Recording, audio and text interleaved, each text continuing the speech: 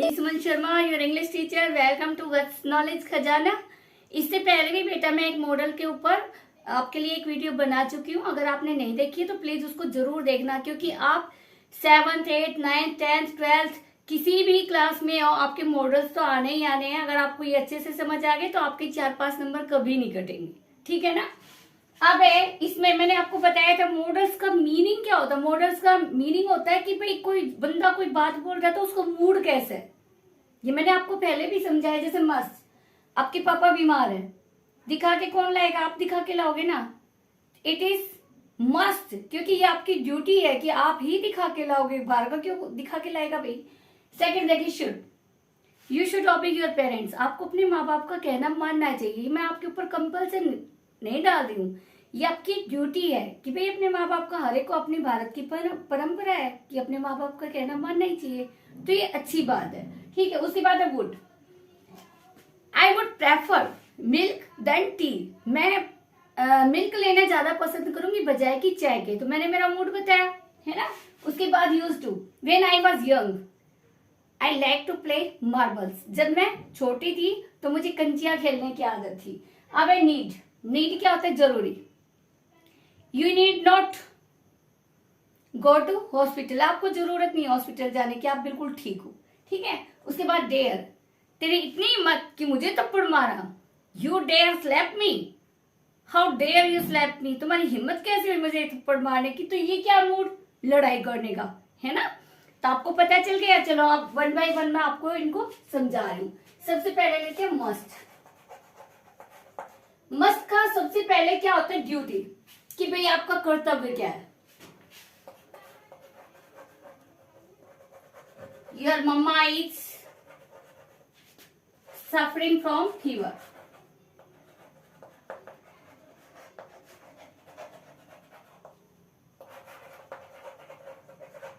You must take care of her.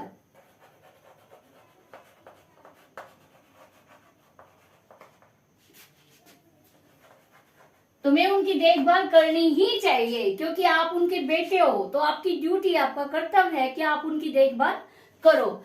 Your mamma is suffering from fever. आपकी जो मम्मा है वो बुखार से ग्रस्त है, उनको बुखार हो गया है। यू मस्ट टेक केयर, आपको उनकी देखभाल करनी चाहिए, क्योंकि अगर बेटा बेटी देखभाल नहीं करेंगे तो और कौन देखभाल करेगा भाई? बच्चे तो देखभाल करेंगे। अब है सेकंड, कंपल्शन होना।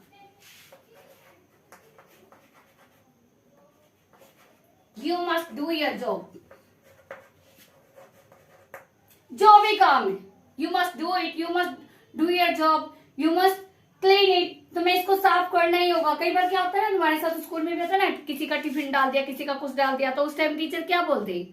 टिफिन जिसने गिराया है दूसरा बच्चा शिकायत करेगा, इसने मेरा टिफिन गिरा दिया, टिफिन गिरा दिया। तो टीचर क्या बोलेगा? जिसने गिराया है उसको उठाना ही पड़ेगा, क्योंकि उसकी ड्यूटी है, उसने गिराया क्यों, है ना। You must do it. जो भी काम है उस पर कंपल्शन है कि ये आपको काम करना ही पड़ेगा, इसके सिवाय आपके पास कोई चारा नहीं है। कंपल्शन क्या हो गई? You must do it. आपको ये करना पड़ेगा एज यू आर टोल्ड, जैसा तुम्हें कहा गया। मैंने बताया ना, जैसे आपने किसी का टिफिन गिरा दिया तो आपको क्या करना पड़ेगा? टिफिन को तो उठाना ही पड़ेगा, क्योंकि दूसरा बच्चा तो उठाएगा नहीं, वो तो शिकायत ही करे जाएगा, ठीक है। उसके बाद है आपका एम्फेटिक। एम्फेटिक में क्या होता है? इसमें आप बताओगे यू हैव टेकन रेस्ट। आपने आराम कर लिया है, ठीक है। You have taken rest, you must begin the work.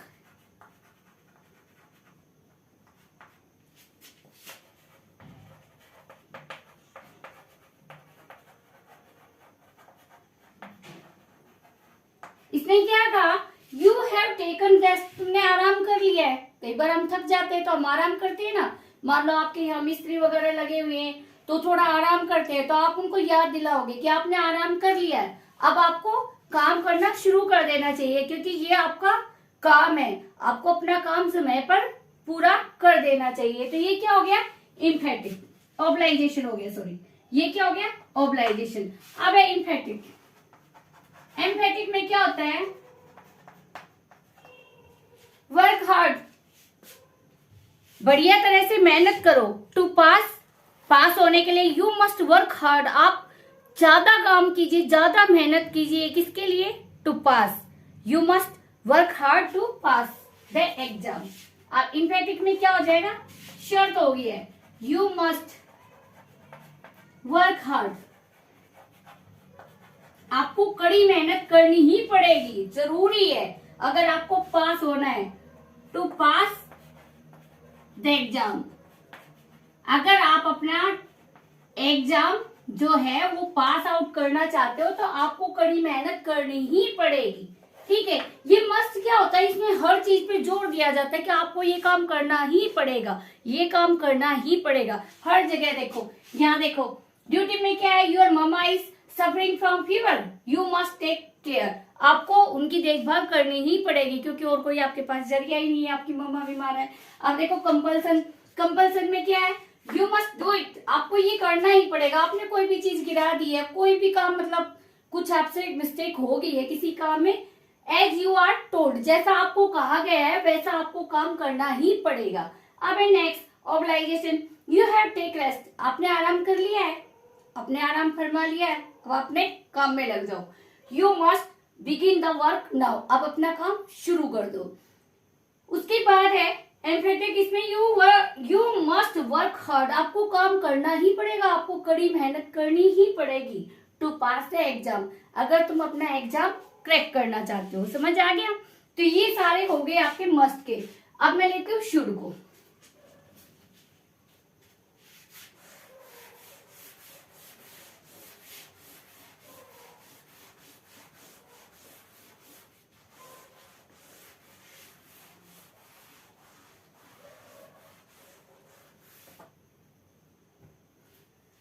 देखिए शुड, मैंने मस्ट की जगह क्या ले लिया? शुड। शुड का सबसे पहला तो है कर्तव्य ही आ जाता है। यू शुड ओबे योर पेरेंट्स, आपको अपने बड़ों की इज्जत करनी चाहिए, उनका कहना मानना चाहिए। यू शुड ओबे योर पेरेंट्स।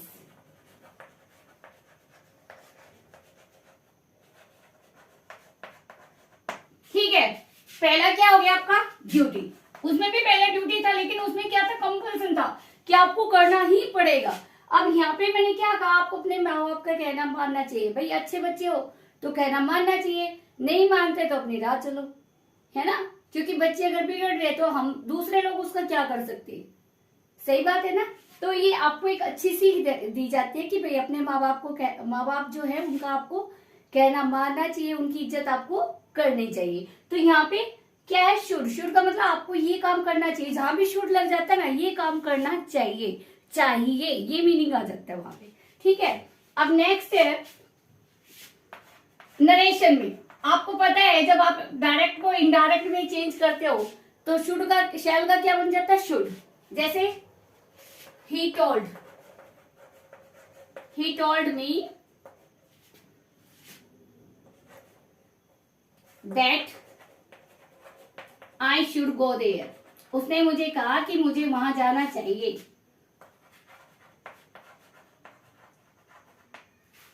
ठीक है, पता चल गया नरेशन में। अब इसके बाद क्या आता है? अगर कहीं भी लिस्ट वर्ड हो, कहीं भी ये वाला वर्ड अगर है तो आप उसके शुड लगा दो। ठीक है, work hard, list you should fail, आप कड़ी मेहनत कीजिए, कहीं आप फेल ना हो जाए। लिस्ट का मतलब क्या था? कहीं आप जहां पे आ जाए वहां पे शुड लगा दो। आप मूल के क्या लगा दोगे? शुड, कहीं आप फेल ना हो जाए।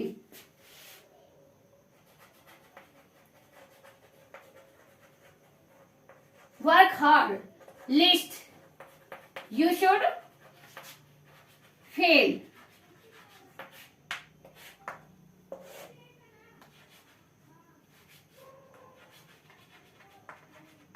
कड़ी मेहनत करो, कहीं आप फेल ना हो जाएं। ठीक है, यहाँ पे देखो चाहिए मीनिंग नहीं है, यहाँ पे देखो आपने शुड, ड्यूटी, यू शुड ओबे योर पेरेंट्स, आपको अपने माँ बाप की इज्जत करनी चाहिए, उनका कहना मानना चाहिए। सेकंड क्या है? नरेशन, ही टोल्ड मी, उसने मुझे कहा दैट कि आई शुड गो देयर, मुझे वहां जाना चाहिए। नेक्स्ट इज वर्क हार्ड, कड़ी मेहनत करो। अगर ये वाला वर्ड आ जाए तो आप मूंद के शुड भर देना। लिस्ट, यू शुड फेल, कहीं आप फेल ना हो जाए। लिस्ट का मतलब क्या होता है? कहीं। ठीक है, अब है नेक्स्ट,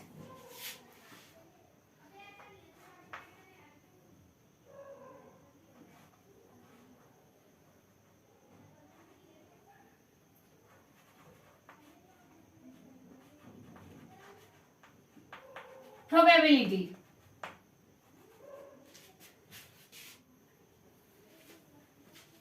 लिस्ट का आपको समझ में आएगा? लिस्ट का मतलब क्या होता है? कहीं। तो इसका मीनिंग क्या है? Work hard list you should fail. आपको कड़ी मेहनत करनी होगी, कहीं आप फेल ना हो जाओ। कड़ी मेहनत करो, कहीं आप फेल ना हो जाओ। नेक्स्ट है प्रोबेबिलिटी। प्रोबेबिलिटी में क्या होता है कि भाई शर्त रखी जाती है कि आपने अगर ये काम किया तो ये काम हो जाएगा। वहां पे प्रोबेबिलिटी का मतलब पता चल गया कि भाई अगर ये काम करोगे तो आप पास हो जाओगे, फेल हो जाओगे। Should you play carefully, should you play carefully. अगर तुम केयरफुली खेलते हो, अगर आप केयरफुली खेलते हो, यू विन द मैच, आप मैच को जीत जाओगे। देखो यहाँ पे शुड पहले यूज हुआ है। शुड जो है ना, ये पहले यूज नहीं होता। शुड हमेशा पहले तब यूज होगा अगर वहां पे कोई शर्त हो कि अगर आप केयरफुली खेलोगे तो आप मैच को जीत जाओगे। अगर आप हार्ड वर्क करोगे तो एग्जाम को क्रैक कर जाओगे। अगर आप अच्छी तरह से पढ़ोगे तो आप पास हो जाओगे। तो ये जो शुड है, ये अगर पहले लग गया ना, अगर ये लिखा you play carefully, you win the match, you study carefully, you will crack the exam, अगर इस तरह की कंडीशन हो जहाँ पे कंडीशन आपको शर्त लग रही है, वहां पे आप मूंद के शुड भर देना। ठीक है, शुड वैसे पहले यूज नहीं होता। वुड होता है, कुड होता है, दोनों किसमें होते हैं? परमिशन में, शुरू में यूज होते हैं। लेकिन शुड जो है ये परमिशन में यूज नहीं होगा। शुड हमेशा किस में यूज होगा? अगर आप कोई शर्त बता रहे हो कि अगर ये काम किया तो ये होगा, वहां पे यूज होता है। ठीक है, तो आपको मैंने कौन कौन सा बता दिया? मस्ट बता दिया, शुड बता दिया। अब मैं आपको वुड, यूज्ड टू और नीड को और डेयर को बताऊंगी। बस आपको वुड में थोड़ा टाइम लगेगा, उसके बाद तो बिल्कुल इजी पड़ेगा। अच्छा, मैंने आपको इसमें एक वर्ड बताया था लिस्ट। अगर कहीं लिस्ट लिखा हो तो आप आंख मूंद के क्या पढ़ दोगे? Should, lest you should fail, अगर lest you should miss the train, इस तरह के। और इसमें वुड में क्या होता है? अगर प्रेफरेंस दो किसी को, आपने स्टेज शो देखे होंगे ना, फर्स्ट ऑफ ऑल, सबसे पहले I would like to welcome our principal sir, या first of all I would like to welcome, किसी भी बंदे का नाम ले रहे हो तो आपने प्रेफरेंस किसको दिया कि सबसे पहले मैं इनको बुलाना चाहता हूं, तो वहां पे वुड आएगा। First of all, I would like to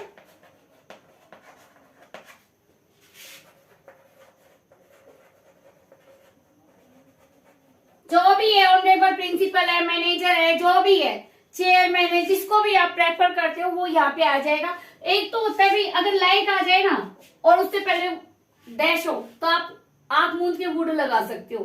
जैसे लिस्ट के आगे शुड लगा सकते हो, ऐसे आप वुड लगा सकते हो। या लिखा first of all I dash like, आपको पता चल गया सबसे पहले, यानी प्रेफरेंस दे दिया तो आप क्या लिखोगे? वुड लिखोगे वहां पे। ठीक है, फर्स्ट आपको पता चल गया क्या हो गया? ये क्या हो गया? ये प्रेफरेंस, प्रेफरेंस देने के लिए, प्रेफर करने के लिए। ठीक है, अब है नेक्स्ट, पास्ट की हैबिट यूज करने के लिए।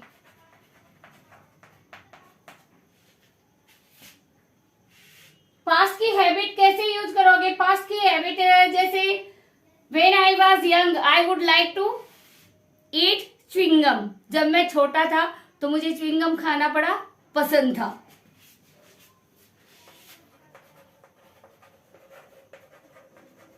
When I was young,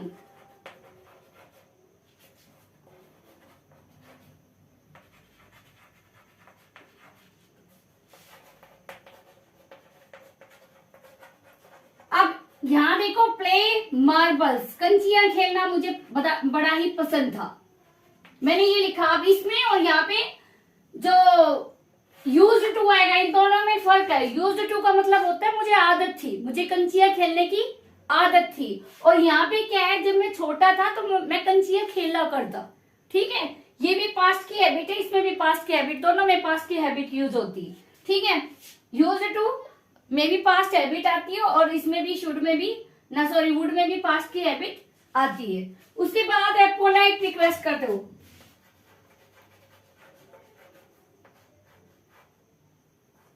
Would you give me your pen?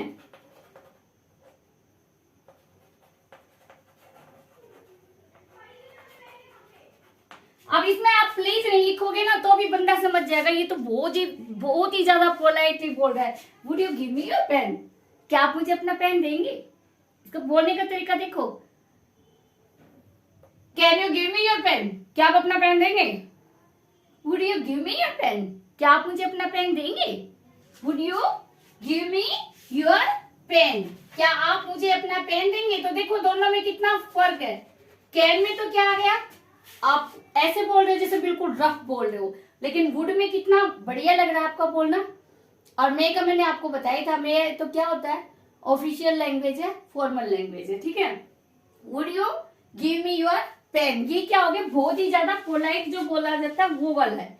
उसके बाद ये मैंने आपको बता ही दिया, first of all I would like. ठीक है, प्रेफरेंस का हो गया, पास्ट हैबिट हो गया, और रिक्वेस्ट होगी कौन सी, पोलाइट रिक्वेस्ट। बहुत ही ज्यादा पोलाइट रिक्वेस्ट मानी जाती है। वुड से अगर तुम कोई भी रिक्वेस्ट करते हो उसको बेहद पोलाइट माना जाता है। मे तो आपको पता ही है फॉर्मल है, कैन हार्श है, और जो वुड है ये बहुत ही ज्यादा पोलाइट वर्ड है। ठीक है, उसके बाद है आपका, अगर आप कोई ऐसी विश करो जो इम्पॉसिबल सी लगे, है ना, जैसे आप पढ़ने लग रहे हो, आपको पता है राजा महाराजाओं का तो जमाना ही गया। Would that I will a king, अगर ऐसा होता कि मैं एक राजा होता, तो वहां पे क्या है, इम्पॉसिबल सी बात है ना, राजा महाराजाओं का तो जमाना ही गया, है ना। तो कैसे हो सकता है, ये नहीं हो सकता ना। तो वहां पे जहां पे आपको लगता है कि भाई ये तो विश पूरी हो ही नहीं सकती, तो वहां पे क्या लगता है, वुड ही लगता है। ठीक है, उस विश को बताने के लिए क्या लगता है, वुड लगता है। Would that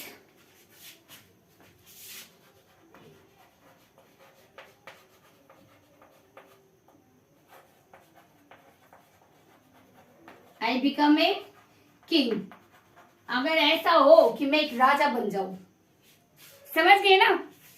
would that I become a king, तो वहां पे क्या लगेगा, असंभव सी स्थिति है।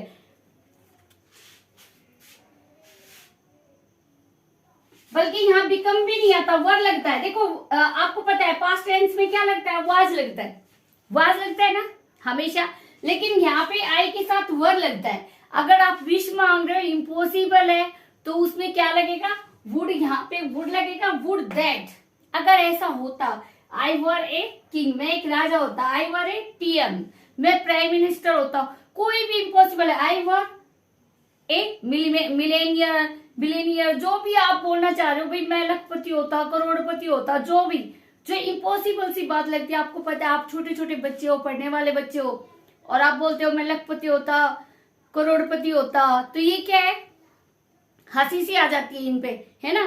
फटाक से आपके टीचर बैठे होंगे, माँ बाप बैठे, भाई पहले पढ़ तो ले, सीधा ये बोलेंगे ना, क्योंकि उन्हें लगता है कि अभी से हवाई महल बनाने लग गया, तो ये इम्पॉसिबल सी बात लगती है। ठीक है, आप ये ध्यान रखना। वुड दैट, मान लो यहाँ पे डैश दे दिया और आगे लिखा है that I were a king, आई के साथ वर लगा हुआ है, समझ रहे हो ना। अगर आई के साथ वर लग रहा है तो तुरंत समझ जाओ विश है जो इम्पॉसिबल है, जो पूरी नहीं हो सकती, इस टाइप की है। मैंने इंटेरोगेटिव में ही यूज किए जाते हैं ज्यादातर। ठीक है, अब मैं नीड का आपको एक अफर्मेटिव का यूज भी बताऊंगी, लेकिन ज्यादातर, क्या बोला मैंने, ज्यादातर इंटेरोगेटिव नेगेटिव में यूज किया जाता है। जैसे मैं आपको इंटेरोगेटिव इसका क्वेश्चन बताती हूँ, need he do any work, क्या वो कोई काम करता है, no he did not, no he didn't do any work, नहीं उसको भी काम करने की जरूरत, क्या उसको कोई काम करने की जरूरत नहीं, उसको कोई काम करने की जरूरत नहीं है। नीड डू एनी वर्क, क्या वो कोई काम कर सकता है? No, he did need not to any work, उसको कोई भी काम करने की जरूरत नहीं है। ऐसे ही नीड यू गो, क्या आप वहां जाओगे? नीड यू गो देयर, क्या आप वहां जाओगे, यानी कि क्या आपको वहां जाने की जरूरत है? नो, आई नीडंट, नहीं मुझको जरूरत नहीं है। हो गया, ये देखिए इंटेरोगेटिव हो गया, यहाँ पे यूज, यहाँ पे नेगेटिव, यहाँ पे इंटेरोगेटिव और यहाँ पे नेगेटिव। अब मैं इसका आपको अफर्मेटिव भी बताती हूँ। अफर्मेटिव में क्या होता है? टू लगता है नीड के साथ। अफर्मेटिव में जब आप यूज करोगे वैसे खाली नीड आएगा, लेकिन आपने अगर अफर्मेटिव में यूज किया तो नीड के साथ टू लग जाता है। यही बात है कि ज्यादातर अफर्मेटिव सेंटेंस आपको नहीं पाएंगे। इसमें जो सेंटेंस है वो आपको क्या पाएंगे? इंटेरोगेटिव नेगेटिव ही पाएंगे, ठीक है, क्योंकि प्रिंसिपल वर्ब की तरह नीड ही यूज होगा। अगर अफर्मेटिव में यूज करोगे तो नीड के बाद टू लगेगा, जैसे यूज टू। वैसे 99% जो है ना, ये अफर्मेटिव में यूज आपका नहीं आएगा पेपर में, सिर्फ यूज टू वाला टू आता है, नीड टू आपके नहीं आता। फिर मैं आपको अफर्मेटिव भी समझा रही हूँ।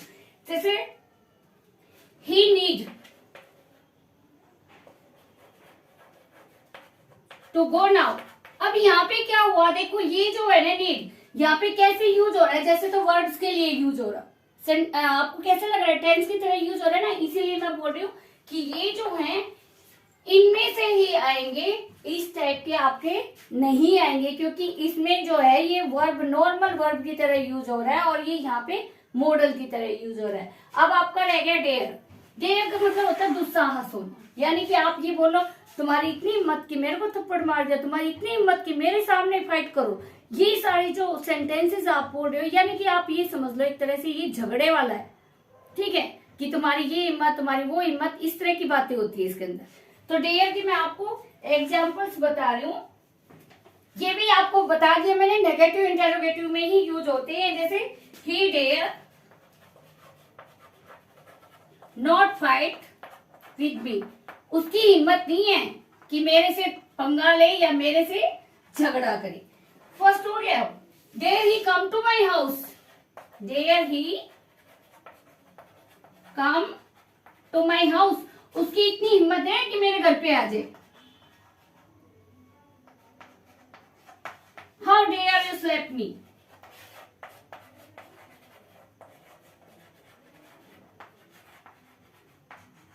तुम्हारी हिम्मत कैसे हुई मुझे थप्पड़ मारने की या धक्का मारने की, ठीक है। How dare you hurt me या how dare you slap me, आपको पता चल गया ना। इसमें सारी की सारी कैसी बातें हुई? मैंने अभी बताया, झगड़े वाली बातें, गुस्से वाली बातें, इस टाइप की बातें हो रही है। और सब में क्या है? दुस्साहस, तुम्हारा इतना दुस्साहस। साहस तो हो नहीं सकता, किसी को थप्पड़ मार रहे थे, साहस की बात थोड़ी है, ये तो गलत बात है। क्या हो गया है? दुस्साहस, ना कि साहस। तो ये क्या होता है? He dare not fight me, इसका मतलब क्या है? उसकी हिम्मत नहीं है मेरे साथ लड़ने की। Dare he come to my house, उसकी इतनी हिम्मत है कि मेरे घर आ जाए। How dare you slap me या how dare you hurt me, तुम्हारी इतनी हिम्मत कैसे हुई कि मेरे को धक्का मार दिया या मेरे को थप्पड़ मार दिया। अब बेटा आपका रह गया यूज्ड टू।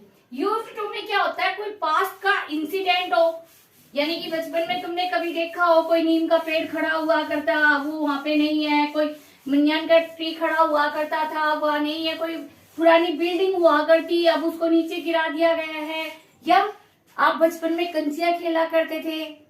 ये क्या आपकी पुरानी हैबिट्स, ये कोई इंसिडेंट जो पहले हुआ करता लेकिन आज के दिन वो नहीं है। आज के दिन मान लो आप बड़े हो गए, कंचिया तो खेलते नहीं होगे। जैसे मैं बोलूं, when I was young I used to climb on tree, अब तो मैं पेड़ पे नहीं चढ़ सकती, लेकिन जब मैं छोटी थी तो मैं बता रही हूँ कि उस टाइम मेरे को पेड़ों पे चढ़ने की आदत थी। तो अब आपको एग्जाम्पल बता रही हूँ यूज्ड टू के। नीड और डेयर मैंने आपको समझा दिया है, इसमें आवश्यकता क्या आता है मीनिंग, और इसमें डेयर में दुस्साहस, ठीक है। अब है यूज्ड टू, पास्ट की हैबिट के लिए यूज होता है। किसके लिए होता है? पास्ट की हैबिट के लिए। जैसे देखिए, when I was young,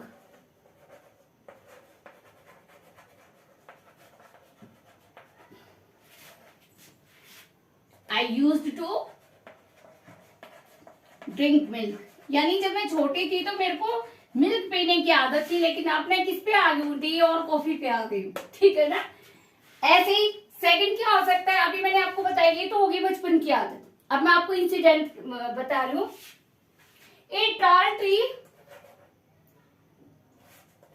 A tree used to stand here.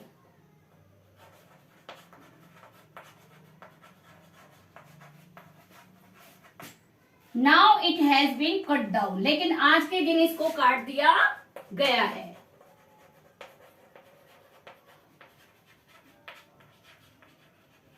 यानी कि a tree used to stand here, यहाँ पे एक पेड़ खड़ा हुआ करता था, यानी पेड़ होता था, लेकिन अब उसको काट दिया गया है। ऐसे ही क्या हो सकता है, ए बिग बिल्डिंग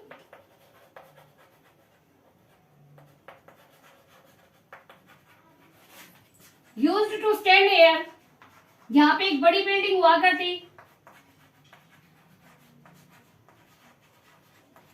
नाउ आपको पता है बिल्डिंग अगर पुरानी हो तो उसको नीचे गिरा दिया जाता है, पता है ना आपको।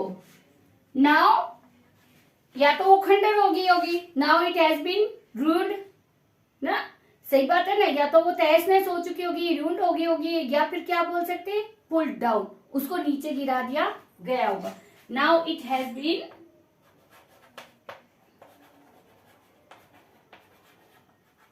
पुल्ड डाउन, अब इसको नीचे गिरा दिया गया है। आई थिंक बेटा अगर आपने मॉडल्स वाली मेरी जो YouTube पे जो मैंने वीडियो डाली है, अगर उसको अच्छे से देखा होगा, इससे पहले भी मैं एक वीडियो डाल चुकी हूँ जिसमें कैन में और माइट का डिफरेंस बताया गया, और प्लस उसमें कुड वाला जो मॉडल है वो भी, उसका भी यूज मैंने बताया। अगर आप मेरी वीडियोस को ध्यान से देखोगे तो 100% आपको समझ में बहुत अच्छे से आएगा। अगर आपको मेरी वीडियो पसंद आई है तो प्लीज लाइक और शेयर जरूर करना, कमेंट बॉक्स में कमेंट्स डाल दिया करो ताकि मुझे पता चले कि मेरी वीडियो कैसी बनी है। ओके, चैनल को सब्सक्राइब करना मत भूलिएगा। Thank you.